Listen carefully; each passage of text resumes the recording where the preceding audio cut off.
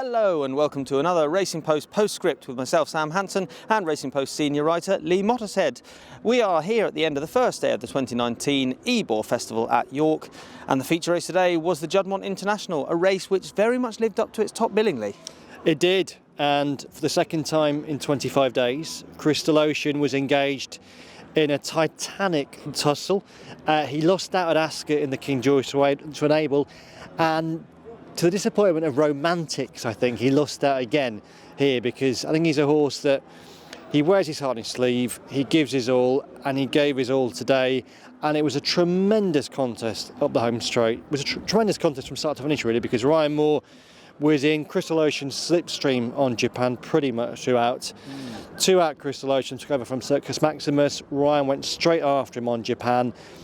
It was head and head, toe and toe, as Simon Holt says, and on this occasion it was Japan who got the better of Crystal Ocean. Both horses ran tremendous races, and you would imagine that both horses will march on towards Longchamp on October's first Sunday and try to take down Enable.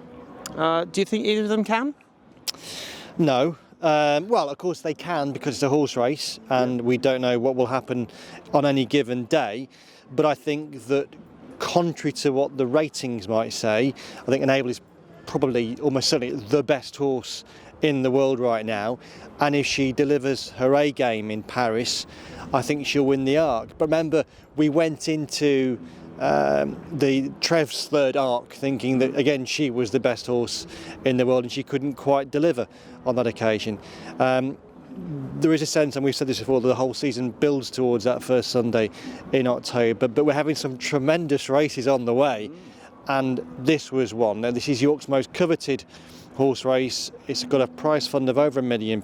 It deserves to deliver a great race, and whilst on this occasion, quality-wise, they might not have hit the ratings that some previous editions have in the past, given that you could have thrown a large blanket over them inside the final furlong. It was a cracking contest, cracking winner and a cracking loser. Absolutely.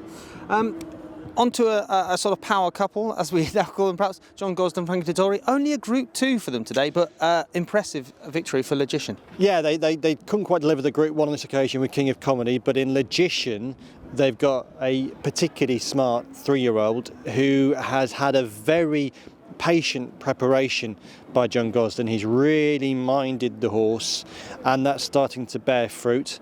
Again, it probably wasn't a vintage Great Voltigeur. I don't think we had a race like we had last season when we had Old Persian, Cross Counter, and the other good horse whose name escapes me. You're testing me fighting out that one. But it was a good race. Logician was well on top in the closing stages. There was no doubt he was the best horse in this race. Not sure Constantinople, the Ballydol challenger, necessarily always looks like he's giving absolutely his all. He's a good horse, but I just wonder, he's a bit frustrating. But Logician is smart. He won what is the deepest established Leger trial in ready fashion.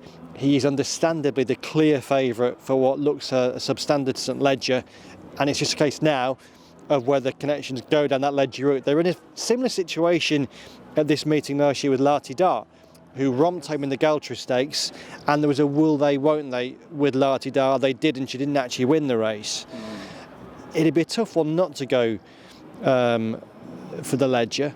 Sometimes connections look at a bigger picture and wonder whether Leger is quite the right building block for horses, but the Leger's been a great race in recent seasons, and I hope Logician runs in the Leger, because the Leger needs Logician. At one point Japan was favourite with the Leger, but there's no chance he'll go for that race now, and Logician has a very serious claims if he goes for it, and I hope he does.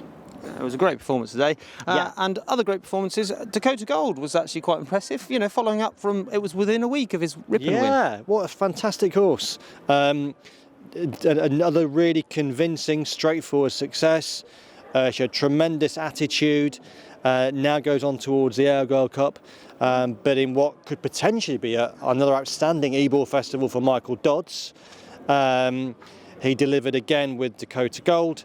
And I suppose that set the tone of a good day for the North, which was followed up with Acomb Stakes success for the Richard Viscount with a horse. You saw that. I was trying to discreetly find the horse's name, which had escaped my mind again. Valdemoro in the Acomb Stakes. Again, that looked like a race that the Ballydor colt, Harpocrates, had nicked from the front in first time. Yeah, he did. But Valdemoro showed a real attitude, reeled him in close home, and Richard Fry was very keen on him afterwards. Highlighted he's got some very big entries. He'll go for one of those races, Royal Lodge, Champagne Stakes or Dewhurst Stakes. He'll be heading in that direction, and they really like him. And we really like what we had on day one of the Ebor Festival. And again, another fantastic contest with the Juddmonte International, Japan and Chris Lotion, 2 wonderful horses in a wonderful horse race. Too right. Couldn't have put it better myself. Bless you. Plenty to look forward to then. Thank you very much for joining us. And don't forget, if you haven't already, please download the free Racing Post app for all the must-have info.